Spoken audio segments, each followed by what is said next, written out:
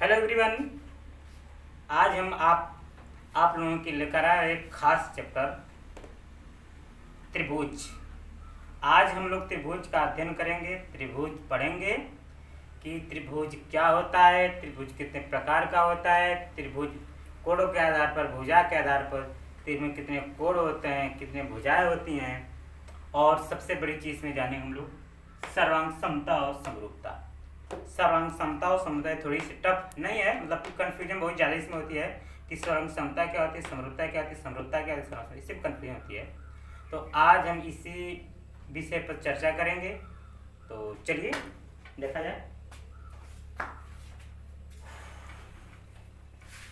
देखिए त्रिभुज, जैसा आप लोगों को पता है कि त्रिभुज तीन भुजाओं से घिरी हुई आकृति को त्रिभुज कहते हैं। एक भुजा, दो भुजा, तीन भुजा, तीन भुजाओं से घिरी हुई त्रिभुज हो गया। नहीं, थोड़ी सी मिस्टेक है कि तीन भुजाओं से घिरी हुई बंद आकृति को हम लोग त्रिभुज कहते हैं। तो तीन भुजा हैं और ये त्रिभुज, तीन भुजा है, एक भुजा, दो भुजा, तीन भुजा है, तो इसको हम लोग कह देंगे त्रिभुज। क्योंकि त्रिभुज जो है तीन भुजाओं से घिरी हुई है और बंद भी है। तीन भुजाओं से घिरी हुई बंद आकृति को बोल देंगे हम लोग त्रिभुज। और ये जो त्रिभुज होता है, मान लेता हूँ मैं ए बी सी एक त्रिभुज है। इस त्रिभुज में सबको पता है कि इसमें तीन भुजाएं हैं। कौन भुजा? ए बी भुजा है। ए बी क्या है? एक भुजा है। एक भुजा बी सी है, बी सी भी एक भुजा है। एक भुजा ए सी है, ए सी भुजा है।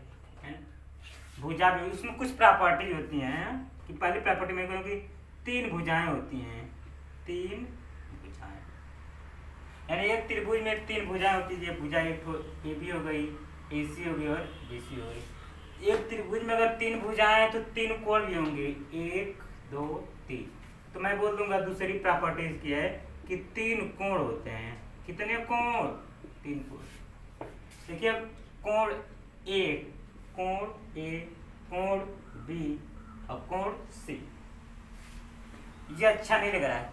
कभी कभी इसको हम लोग ऐसे लिखते हैं, ए को कोण बी ए सी, कोण बी ए सी, कोण ए बी सी, कोण ए बी सी, कोण ए सी बी, कोण ए सी बी। देखिए दोनों बात ये बराबर है, लेकिन थोड़ा फैशन में लिखा है। फैशन में लिखा रहता है अच्छा लगता है। आप लोग फैशन में रहते तो बहुत अच्छा लिखते हैं, उस तरह अच्छा नहीं लिखता है। देखो ये फैशन में लिखा गया है ए बी ए सी। देखिए बीच वाला देखते हैं, बीच में क्या है इसमें देखिए ए बी सी, यानी कोण बी ए सी में ए है, बी ए सी, बीच वाला जो रहेगा वही मेरा कोण निर्धारित करता है। तो तीन कोण हो गए, तीन भुजाएं हो गई, ठीक है। और इसमें ये भी होता है कि जो तीन कोण होते हैं, तीनों कोणों का योग 180 अंश होता है, ठीक है। तीन कोणों का योग, तीन कोण का योग बराबर 180 अंश। तो तीन भुजा रहेंगी, इसका योग कितना जाएगा? 180 अंश। अब बात इसमें आती है कि जो तीन भुजाएं हैं, है ना, तो तीन भुजाओं में अगर दो भुज, पहले एक बात और समझ लेते हैं कि जो त्रिभुज होता है उसमें, मैं एक त्रिभुज बना रहा हूँ, ये एक त्रिभुज है, इसको मैं बोलता हूँ तीन, बोलते हूँ चार है, बोलता हूँ पाँच। मैं कहूँगा त्रिभुज है। सबसे पहली बड़ी बात कि ये तीन भुजाओं से घिरी हुई बंद आकृति है, तो त्रिभुज हुआ। दूसरी बात ये आती है इसमें, चौथी बात इसमें आती है कि दो भुजाओं का सम हमेशा तीसरी भुजा से बड़ा होता है। दो भुजाओं का सम, दो भुजाओं का सम यानी जोड़ तीसरी भुजा से बड़ा होता है, तीसरी भुजा से बड़ा होता है। कहने का मतलब मेरा ये कि अगर आप किसी त्रिभुज में अगर दो भुजा जोड़ ले रहे हैं तो ऑटोमेटिक तीसरी भुजा से बड़ी हो जाएगी, तो वो त्रिभुज है। देखिएगा अगर इसको हम जोड़ दिए तो 5 3 8, 4 से क्या है बड़ा है। अगर इसको हम जोड़ दिए 5 4 9, 9 3 से बड़ा है, 4 3 7, 5 से बड़ा है। ये दो को जोड़े तो तीसरा किसी क्या होना चाहिए? बड़ा होना चाहिए। लेकिन एक बात और है, अभी मैं एक त्रिभुज में यहाँ पे और बनाता हूँ कि ये भी एक त्रिभुज है, ये 5 है, ये 2 है, ये 1 है। अब ध्यान से देखिएगा, 5 2 7, एक से बड़ा है, दो भुजा को जोड़ने पर तीसरी भुजा से बड़ा होना चाहिए, सही है। 5 1 6, इससे बड़ा है, लेकिन 2 1 3 इससे बड़ा है। यहाँ पे दो भुजा जोड़ेंगे, 2 1 3 हो जा रही है, लेकिन तीसरी भुजा से बड़ा हो ही नहीं पा रहा है, इसमें त्रिभुज ही है। चलो हटो, त्रिभुज नहीं है वो, क्यों नहीं है? दो भुजा का योग तीसरी भुजा से बड़ा होना चाहिए, तभी तो त्रिभुज होगा, नहीं तो नहीं होगा। ये त्रिभुज नहीं, हटो, त्रिभुज है ही नहीं। तो त्रिभुज होता तो कैसे नहीं होता? ये होता 5 और 2 तो था, तो आप त्रिभुज से चाहे पटरी पकड़, जब 2 ऐसे बनाएंगे आए कैसे में, तो मिलवा नहीं करेगा वो, जब मिलवा नहीं करेगा त्रिभुज ही नहीं करेगा। चलो त्रिभुज है क्या नहीं? तो त्रिभुज में ये पक्की बात होती है कि दो भुजा का योग तीसरी भुजा से बड़ा होता है। एक बात इसमें और आती है कि जो त्रिभुज होता है ना, त्रिभुज, इस त्रिभुज में कोण की बात थोड़ा कर लेते हैं। त्रिभुज में कोण मैं लिखता हूँ ABC, थोड़ा सा इसको अच्छा वाला बढ़ा दे रहे हैं, इसको थोड़ा सा बढ़ा दे रहे हैं। इसको मैं देता हूँ 1, इसको बोलता हूँ 2, इसको बोलता हूँ 3। इसमें 3 कोण हैं, कोण 1 कोण 2 कोण 3। अगर इस कोण की बात की जाए, इस कोण की, है ना, वो किसके बराबर होगा? यानी कि जो कोण ए 1 2 3, इसको मैं बोल देता हूँ 4, इसको मैं बोल देता हूँ 5। कोण 4 किसके बराबर है? कोण 4 किसके बराबर है? मुझे पता होता है। यहाँ पे दो बात है कि एक जो सीधी रेखा होती है, इस पर 180 से कोण बनता है, ये पूरा मिला के 180 अंश बनेगा। तो हम कह दे रहे हैं कि कोण 180 अंश माइनस 2, 180 अंश में चाहे 2 घटाएंगे तो कोण 4 बराबर आ जाएगा। या मैं लिखने जा रहा हूं कि कोण जो 4 है वह त्रिभुज के अंतर दो भुजाओं के योग के बराबर होता है। यानी कोण 1 और कोण 3 के बराबर होगा, कोण 1 कोण 3 के बराबर होगा। ये बात, ये दोनों बात यहाँ पर अप्लाई है कि जो कोण 4 है वह त्रिभुज की दो अंतर भुजाओं के योग के बराबर होता है। एक एग्जाम्पल लेके देखिए, हम आपको समझा दे रहे हैं अभी। जो कोण बाहरी त्रिभुज के बाह्य कोण जो 4 है वो 1 और 3 क्या होगा? बराबर होगा। तो अब इसी तरह 5 का निकला जाए, मैं 180 माइनस 3, 5 आ जाएगा, 5 वाले कोण का। और एक बार और एक और तरीके से कोण 5 जो है कोण 1 और कोण 2 के योग के बराबर होगा। एक मैं ले रहा हूँ यहाँ पे, ठीक है, ये मैं बोल देता हूँ, थोड़ा सा गलती है, इसको मैं बोल देता हूँ 60, इसको बोल देता हूँ 70, इसको बोल देता हूँ 50। 7 76 पर 180 अंश का है। इसको देखिएगा, हम बोल रहे हैं यार 180 माइनस 60, 180 माइनस 60 करेंगे तो 120 आएगा। और दोनों जोड़ी देखिए 120 आ रहा है कि नहीं आता है? आ रहा है। इसका मतलब ये मेरा क्या है? सही है। चलिए, तो जब ये सही है तो ठीक है, आगे बढ़ते हैं। अब एक और बात आती है इसमें कि बड़ी भुजा के सामने का कोण बड़ा होता है। एक और पॉइंट मैं लिखता हूं, बड़ी भुजा के सामने, बड़ी भुजा के सामने का कोण क्या होता है? बड़ा होता है। एग्जाम्पल के साथ, बड़ा होता है कैसे? एक हम यहाँ पे एक त्रिभुज बना दिए, एक त्रिभुज है, ये ए है, ये बी है, ये सी है, ये 130 अंश, ये 25 अंश, 130, ये 35 आ जाएगा। 35 5 40 20 60, गलती हो रहा है क्या? 35 5 40 20 60, 120 कर दीजिए, 120, अब हो जाएगा 180। आप बताइए इसमें सबसे बड़ा कोण कौन है? 120। 120 के सामने कौन सी भुजा है? AC। तो हम कह लेंगे इस त्रिभुज में सबसे बड़ी भुजा कौन है? AC। सबसे बड़ा कोण कौन है? 120।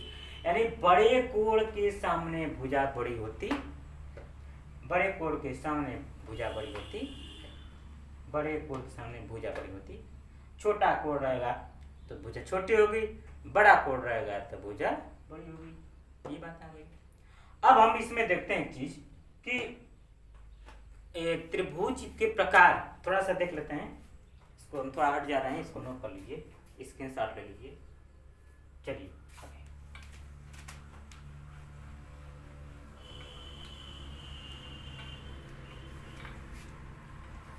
देखिए, कुछ भुजा के आधार पर त्रिभुज होते हैं, कुछ कोण के आधार पर त्रिभुज होते हैं। देखिए भुजा के आधार पर, भुजा के आधार पर थोड़ा थोड़ा समबाहु त्रिभुज, हाँ भुजा का आधार पर है तो समबाहु त्रिभुज, समबाहु, सम द्विबाहु और विषम बाहु, विषम बाहु। जल्दी से पढ़ दे, इसका कोई विशेष रोल नहीं है, लेकिन फिर भी ऐसा त्रिभुज जिसमें सभी बाहें समान हो, सम माने समान, बाहु माने बाहें, तीनों बाहियां समान होनी चाहिए, तीन तीन तीन से भुजाएं क्या है समान, हम कहते हैं समबाहु त्रिभुज है। समद्विबाहु में ऐसा त्रिभुज जिसमें कम, सम माने समान हो, द्वि माने दो, बाह माने भुजा, दो भुजा समान हो, तीन तीन पांच हो गया समद्विबाहु त्रिभुज। विषम बाहु त्रिभुज ऐसा त्रिभुज जिसमें सब के सब विषम हुए, तीन हुए, चार हुए, पांच हो, विषम बाहु त्रिभुज हो गया, है ना। यानी कि विषम बाहु त्रिभुज में तीनों भुजाएं क्या होंगी, विषम होंगी, अलग अलग होंगी। समद्विबाहु में दो भुजा समान, सम माने समान, द्वि माने दो, बाहु माने भुजा, दो भुजाएं समान होंगी। समबाहु में सभी भुजाएं समान होंगी। इसी प्रकार से भुजा के आधार पर था, एक कोणों के आधार पर होता है, कोणों के आधार पर। तो कोणों के आधार पर न्यून कोण, सम कोण, अधिक कोण, बस इतना जानिए। न्यून कोण, न्यून कोण, दूसरा क्या होता है सम कोण, सम कोण, तीसरा होता है अधिक कोण, अधिक कोण। तो न्यून कोण का मतलब ऐसा त्रिभुज से क्या होना चाहिए, कम होना चाहिए। समकोण में एक कोण जो है 90 अंश का होना चाहिए, अधिक कोण में 90 अंश से अधिक हो। इसमें 90 अंश जिसमें 90 अंश से कोण क्या होना चाहिए, कम होना चाहिए, न्यून कोण हो जाएंगे। 90 अंश के बराबर रहेगा तो समकोण हो जाएगा, और 90 अंश से अधिक रहेगा तो अधिक कोण हो जाएगा। नोट करिए इसको।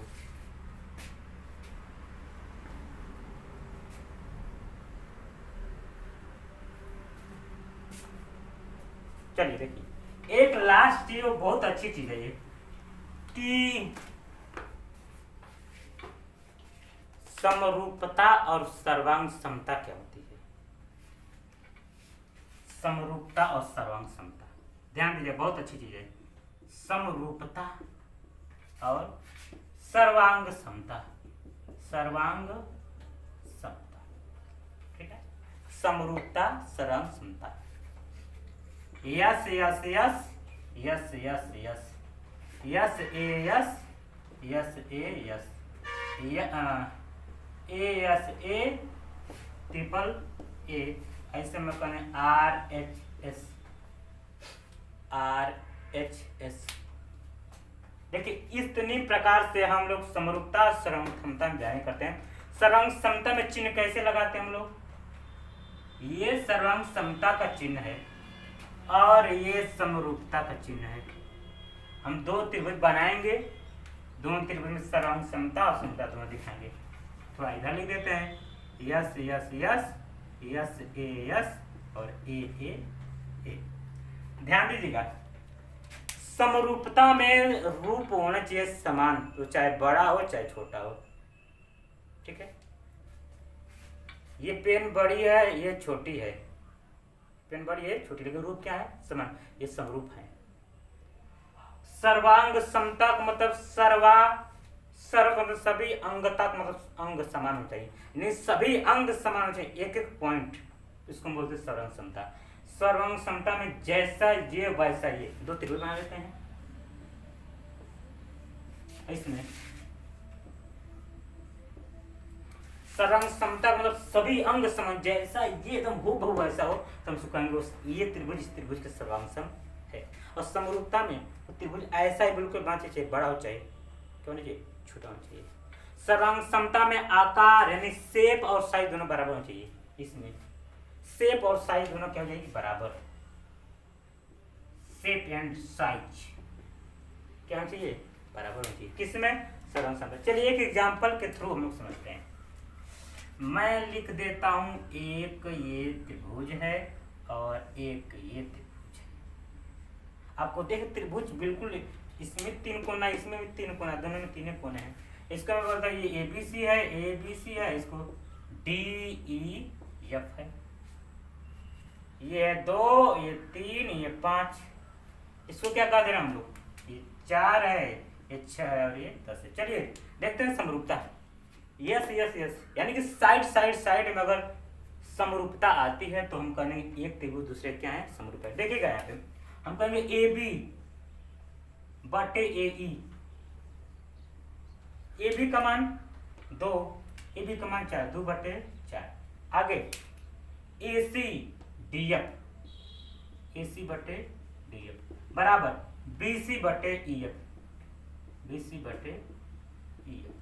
देखिएगा AC का मान कितना है 5, इसका मान 10, 5 बटे 10, 5 बटे 10, 5 बटे 10। इसमें का 3 बटे 6, 3 बटे 6, 1 बटे 2 और 1 बटे 2 और 1 बटे 2। हम कह देंगे त्रिभुज ABC, त्रिभुज ABC क्या है समरूप है त्रिभुज DEF के।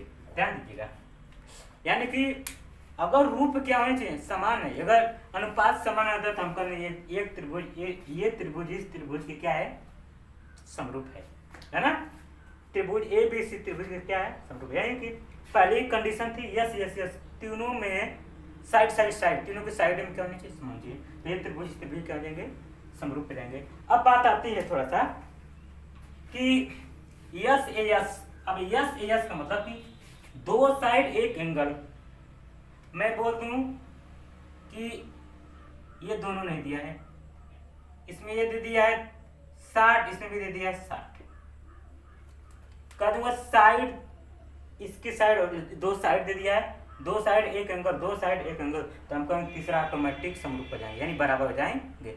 ये भी इसके समरूप हो जाएगा। अगर दो साइड दिया हो, यानी दो भुजा दिया हो, एक कोण दिया हो, तब भी एक दूसरे के समरूप होंगे। तीसरी बात आती है अगर तीनों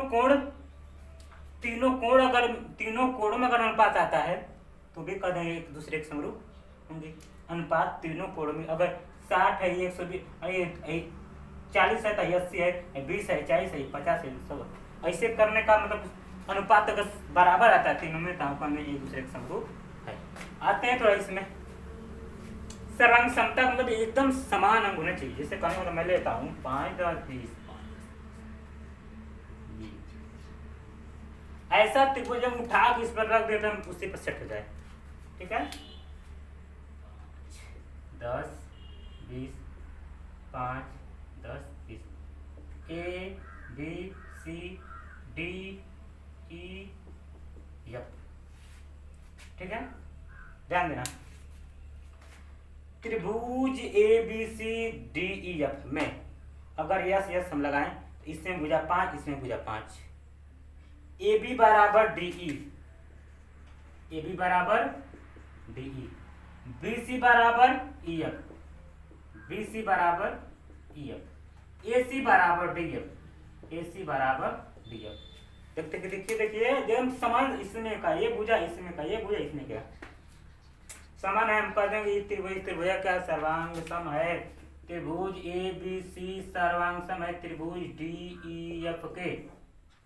बोलिए त्रिभुज ABCDEF के क्या है सर्वांग सम है। तो सर्वांग सम में सर्वांग सम मतलब सभी अंग एकदम बराबर होने चाहिए। यस यस देखिए दो ठो साइड पता हो, यानी कि 5 ये है, 5 है, 10 ये है, सॉरी 20 ये है, 20 ये है, तो अगर एक कोणवा है 60 है, उनमें का 60 है, तो हम कह देंगे कि ये दोनों आपस में क्या है सर्वांग सम है, क्योंकि दो ठो भुजा एगो कोण मिले तब ये सर्वांग सम हो जाएंगे। नीचे वाले में अगर एक ठो भुजा दो कोण मिल जाता है, यानी कि ये भी 60 हो गया, ये भी 60 हो गया, इसमें एक कट हो दिया है। चलो दो ठो कोण बराबर है, एक ठो भुजा बराबर है, दो ठो कोण बराबर एक ठो भुजा, तभी ये दूसरे के क्या हो जाएंगे सर्वांग सम हो जाएंगे। आते हैं ये RHS राइट हाइपोटेनस साइड। ये थोड़ी सी टफ नहीं क्या, एक त्रिभुज है और एक त्रिभुज ये है, कम से कम ये एक समकोण त्रिभुज 90 डिग्री और इसमें जो है कम से कम दो hypotenuse, right hand hypotenuse side, है ना। तो कम से कम हाइपोटेनस मतलब कौन, ये भुजा और ये कोण बराबर है, और एक तो और कोई बराबर, ये इसके बराबर हो चाहिए, इसके बराबर हो, तो अब कर देंगे यह भी क्या है, आपस में सर्वांगसम है, सर्वांगसम है। त्रिभुज ए बी सी कर दिए, टी ई एफ, त्रिभुज A B C D F क्या है, सर्वांगसम। इसको हम बोलते हैं आर एच एस, है ना, right hypotenuse side, hypotenuse side, ये इसके क्या है, सर्वांगसम है। 90 डिग्री ले लेंगे, अब कोई दो भुजा बराबर हो जाएगी, कर देंगे क्या है, सर्वांगसम है। ठीक है, नोट करिए।